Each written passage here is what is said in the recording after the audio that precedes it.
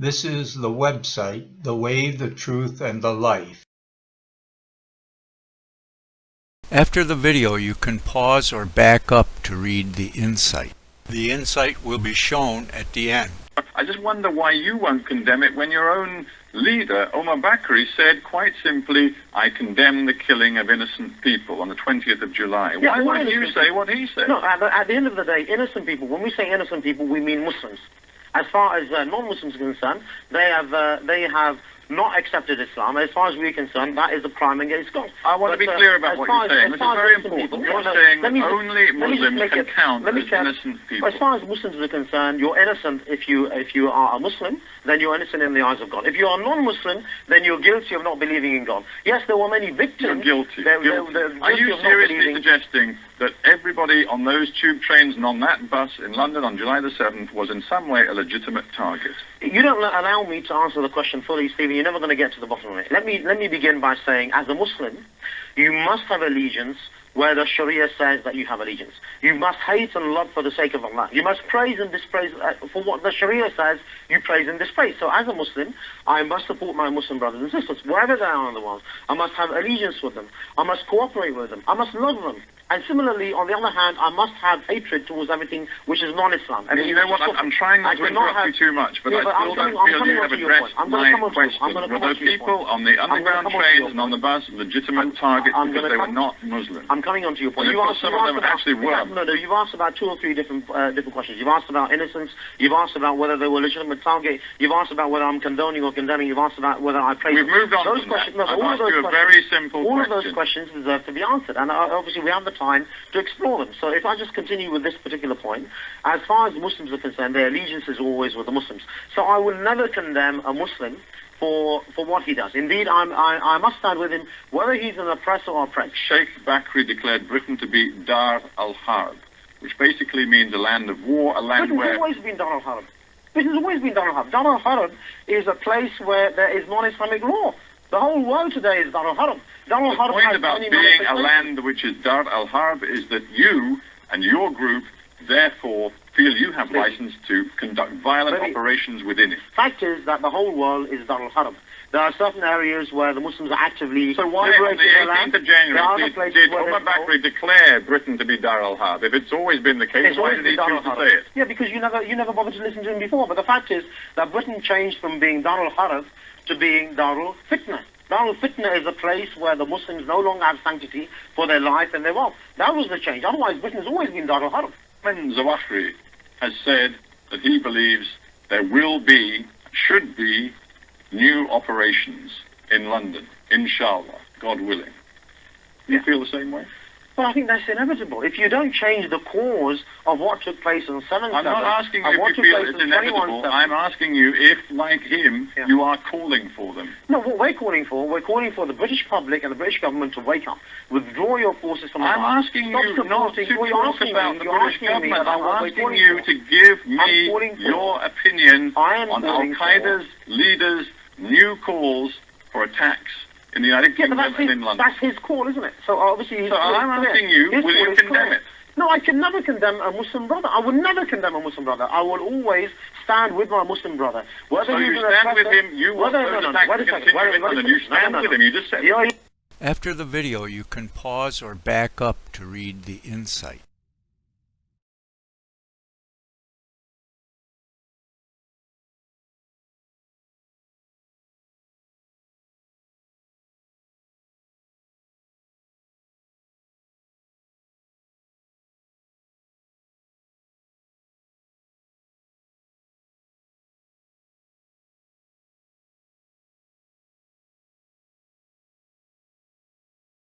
After hearing this Mullah talk, I need to explain why it's now murder the Jews. It was not always that way, and you can find Orthodox Jews from the Middle East that are resentful of the Zionism, that is the reestablishment of the Israeli state, because they, for hundreds of years, lived at at peace among the Muslims. You can see they were used as administrators in many areas in Egypt, in North Africa, in Spain. When the Christians retook Spain, the Muslims sent ships to rescue the Jews. Many Jews lived in Turkey until Israel was formed. The Jewish, the British took the Holy Land over and let the Jews start immigrating. That's Zionism. And that's a betrayal of Islam to them, so that changed them from being people of the book, which were accepted, to being enemies. And now the Jews and their Christian helpers are enemies to be murdered. That was a change. But again, the effect of being under Islam, I have a Mexican son-in-law, and you can see the effects of Islam in him and in the Spanish culture, the beheadings and all that. That's because for 700 years the Spanish Christians were dominated by this evil cult, and the Jews were their helpers. So in 1492 they finally forced the Jews and Muslims out, and then the upper class Christians took over and dominated the lower class, and especially when they came to the New World and South America, Mexico, they were, how do you treat the underlings? Well, their model was the Muslim, 700 years of Muslim domination of Christians, where they had to give their virgin daughters for the harems in North Africa and all this stuff, and the beheadings and everything. They rewrite the history to make it glorified, and it's just a violation of the truth. But the same thing, why there's so many beheadings in Mexico today. They might have a Christian label, but they aren't Christians, these people. Just the same way there are many that have the Muslim label, and they're not Muslims. They don't have the hatred and justify having sex with a 9-year-old because Muhammad did. It's an evil theocratic cult built on a book that teaches. And when you make a young child memorize this stuff, they're robots, and it's throughout the world. It isn't new. It isn't from Saudi Arabia. It's from the Quran. It's from day one.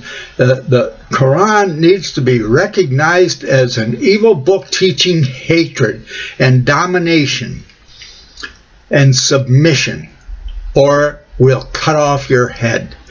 That abrogation, that the nice surahs don't count anymore, and they mix them up. The Quran doesn't have the surahs in the order of which they were presented, and then Muhammad said the earlier ones don't count. What come later, Allah can make better.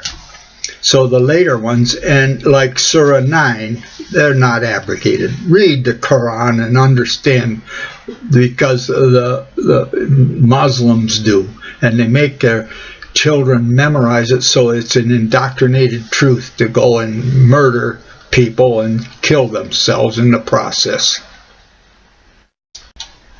And I want to give some insight into why Spain is glorified. For 700 years, the Jews were the administrators for the Muslims, the same as they were for the landlords in Europe. The Jews were used because they were a separate people.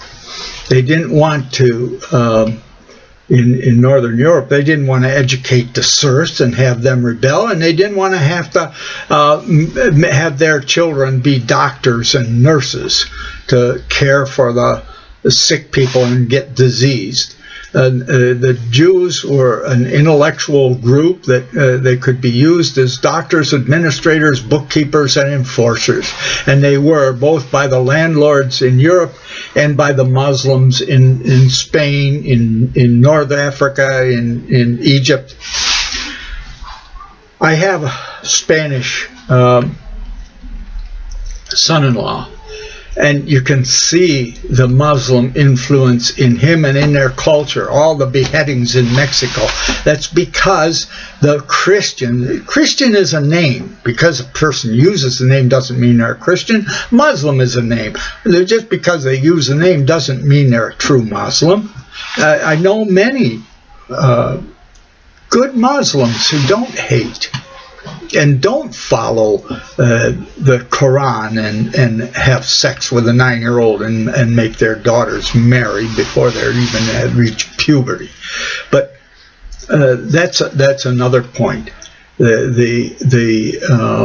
Spain was dominated by Muslims and Jews for 700 years, and when they were forced out, the upper class that took over the power had learned how to dominate the underclass. And it was a culture. They called themselves Christians, but they went to South America and Mexico with this Muslim culture of dominating and gave the Europeans a bad name. And that's a whole nother thing. I grew up next to where the neuter tribe lived, and the Iroquois murdered them all and murdered the priests and ate the meat off their bones. That's a whole other thing. All the false stories that you can get in the community colleges today. But back to this, that the Jews were used by the Muslims, and they were not the enemies. They were the people of the book. But when England took over the Holy Land, that made England the enemy of Muslims, and when they gave the Jews the right to come back, that made the Jews the enemies of Muslims. And that's the way it is, and that's what the Quran says. Read Surah 9. As long as they submit the way the Jews did before. Again, the Turkish rescued, the Muslims rescued the Jews, and they lived in Turkey until England took over the Holy Land and had them come immigrating. That's where it changed, and it's not going to go back. By the Quran, it's not going to go back. And it gives a little bit of insight. I don't mean to degrade all Jews. Many have gone against the priesthood and the indoctrination of children and have converted to the loving, caring homes. That especially happened, you find, in Ukraine, where there were Jews were farm families. Farm families have always been a source of Christianity, because the love of the home and the mother and father in the home and working together, raising children in the care and admonition for the life that they were given. But I would like to again say how when the Jews and Muslims were forced out of power in Spain, many of the Jews escaped to North Europe, where there were other Jews being used by the landlords, the same as the wars in Europe took away the private ownership and made the people serfs, except in the mountains where Christianity kept on flourishing. That was all the way back to the Black Sea, the original apostles. You don't find it in history because they weren't part of the worldly, quote, Christian church. Because someone says they're Christian doesn't make them a Christian. At any rate, what I want to say about, I had two friends that were very intellectual that I taught with, and they were very honorable men. They didn't fit into the book. We worked, I was head of the teachers union for the high school, and my friend John was president, and my friend Al was very active, and then was carried on many grievances in confronting the corruption of the administration. Very good men, very honorable. Genetically, the way we are made, I didn't understand where they fit. you know, for millions of years. What survived was the men who would invade another tribe and get the new genetics by killing the men and taking the young women. And what survived amongst the young women was the ones that would go along to get along. So on the one side, you've got the male domination genetics surviving for the Islamo-fascists, and on the other side, you have the women who go along with the invader, go along to get along. They'll flock to whatever the invader is, Islam or whatever. Ask any soldier. But where did John and Al fit in this? And by the way, why are women so willing that they hate men is the same. Many dogs and cats, the females have a contempt for the males and all the rape and violence that they have to go through. But they don't kill their babies. They nurse them. The same with the great apes. That's a simple reason. They don't have the resentment for the child. They have the resentment for the male, for the violence done to them. That's genetic in the animals, but not in humans. That resentment is projected by the women onto their children. Not that there isn't love there, but this hate, male hate for mate, they call misogynist. There's really male hatred, and they love to label men as haters.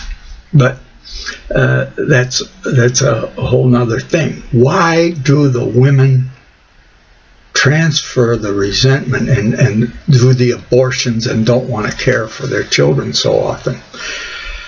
It's because of logical speech. The great apes don't have it. They can't connect the product of the rape with the man and the resentment for the man.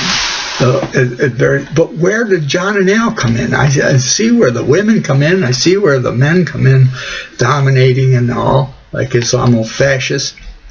And then this week the Lord showed me, look at all the men that were dominated by the dominant male. And that's where anarchy, the genetic foundation of anarchy comes from. They want to share everything like communism, but they don't want any power over them. And they'll work together with bisexuals like Obama, or homosexuals or whatever, and work for gay marriage and daycare for the children, so the women are happy they don't have to care for their children. Of course, look at Ceausescu and what the autism that he generated with his child care. That's another thing. But to get on track here with where Islam is today, that's where it is. It's indoctrinating children, and we've gone beyond the tipping point. Jews and Christians are no longer the cooperating people of the book. They fought against Islam. They are the enemy, the same as the polytheists. And don't believe this stuff that Islam was peaceful. It never was. The people of the book were allowed to survive if they paid protection money. But the polytheists were murdered. That's where the Roma came from. 1,000 years ago, the murdering of the polytheists in India. And they were an upper-class warring class that escaped.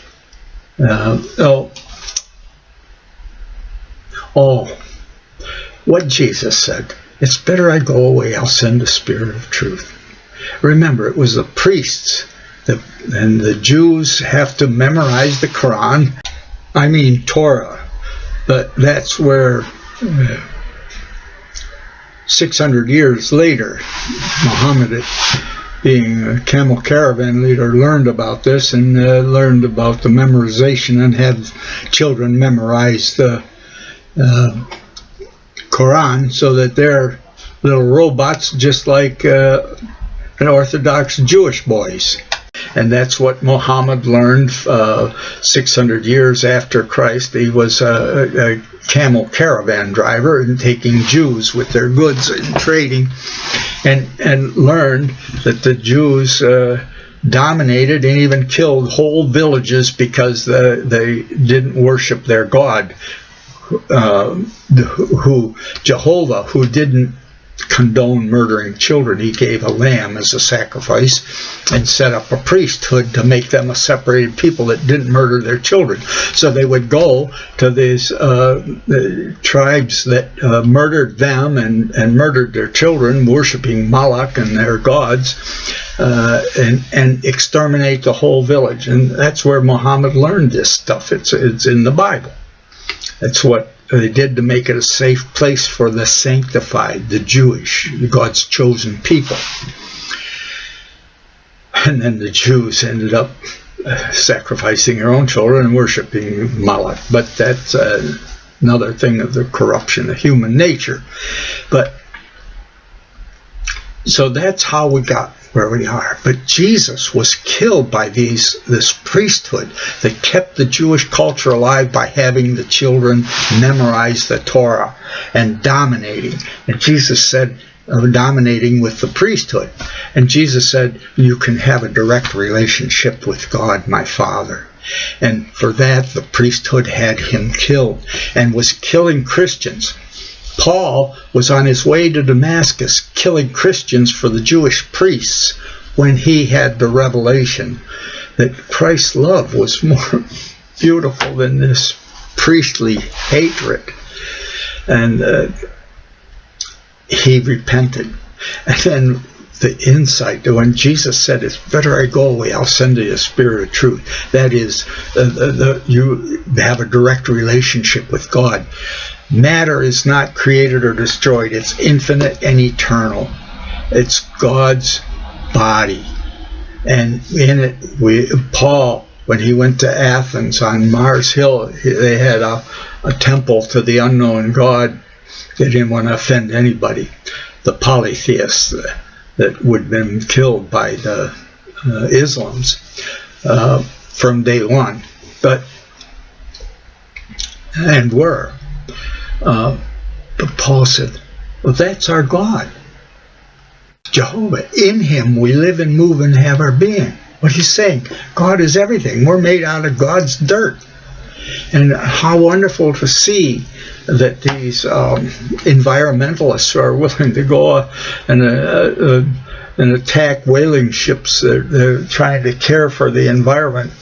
Even narcissists can love God, because God serves them and they want to protect. That's part of them.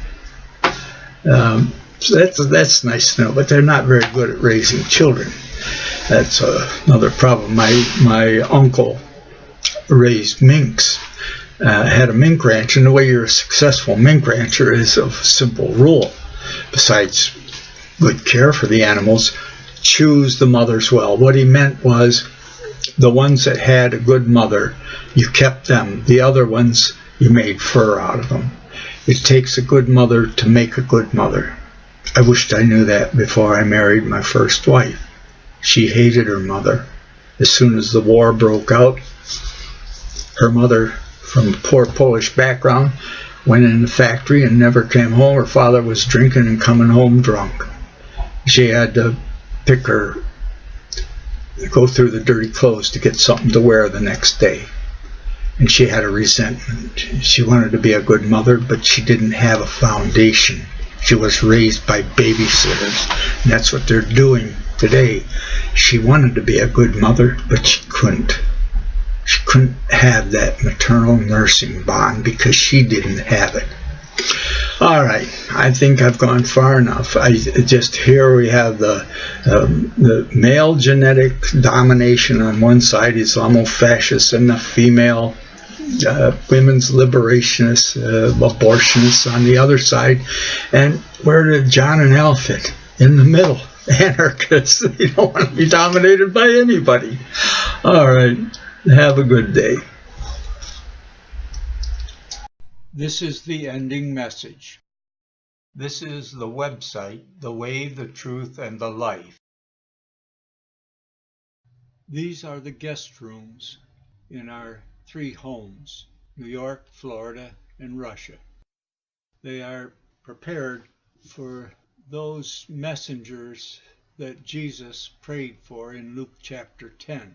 And he gave them the instructions. Reading from Luke chapter 10, verse 1. After these things the Lord appointed 70 other also, and sent them 2 by 2 before his face into every city and place whither he himself would come.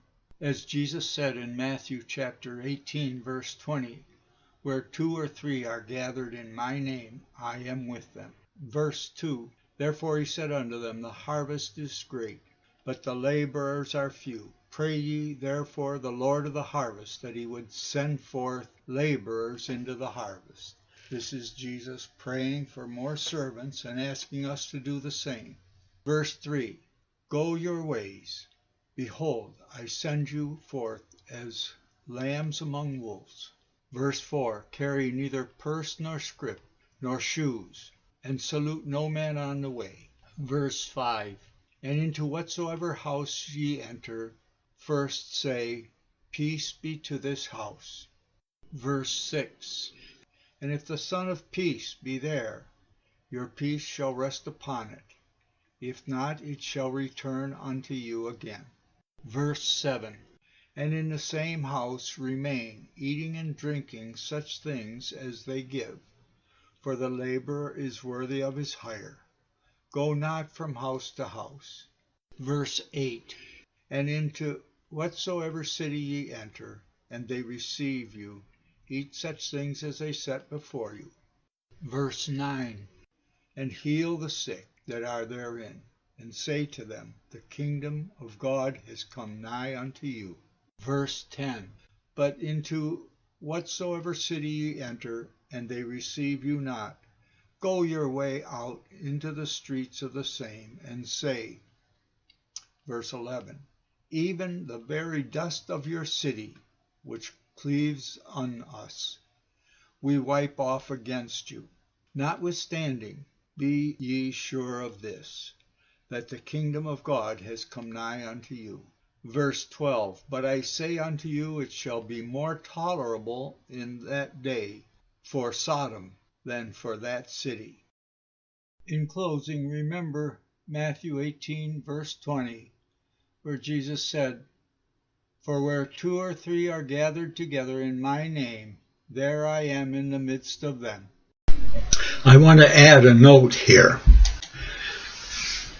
I want to comment here that my own home church system has been corrupted by dominant males and taking over and not allowing married couples to go, and liberated females who don't want to raise children can go and be priestesses. So now it's degenerated into priests and priestesses. I can't even give a testimony in my own home because I married after my previous wife had divorced me.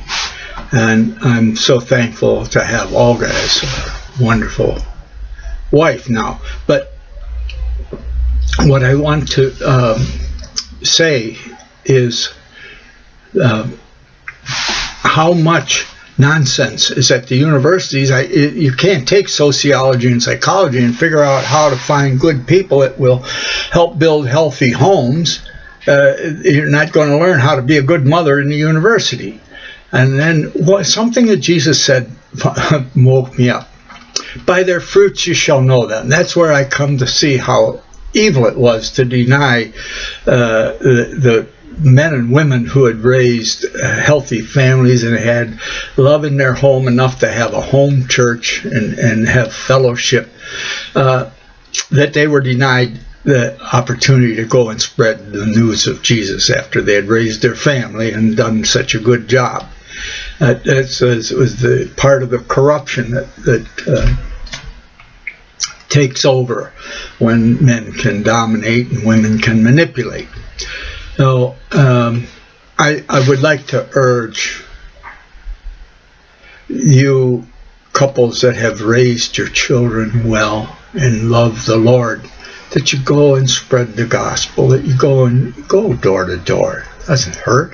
Or go to friends and stay there for a season to go around the neighborhood and see if you can't help them build a home church of people that would like to get together for a Bible study, maybe a Bible study on Wednesday night and a Sunday meeting, 11 o'clock Sunday morning, and have a little grape juice and some bread out there to remember Christ's blood and body at the sing some nice hymns. You can find them on the internet. If on Hymns Old and New, have some very nice hymns.